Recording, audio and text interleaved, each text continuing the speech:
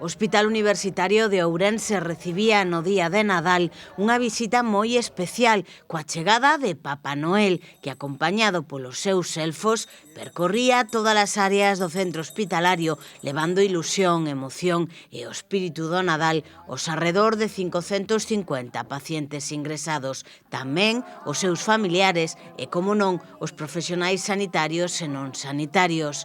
Durante a xornada, Papá Noel e os seus axudantes visitaron as distintas unidades de hospitalización, as áreas de crítico, reanimación, unidade de cuidados intensivos, UCI pediátrica e o servizo de urxencias.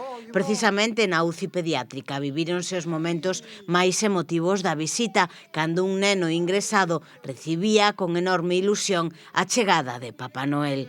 Viene, vale. Pero aquí no, en casa. En casa.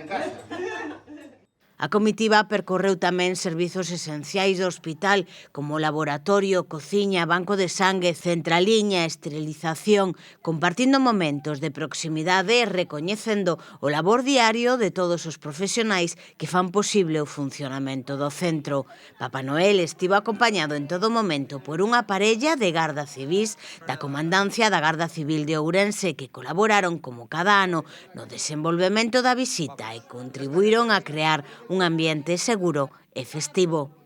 A visita incluíu igualmente as unidades de partos, onde Papá Noel puido saudar as nais que acababan de dar a luz, achegando palabras de ánimo e bons desexos nun momento tan especial.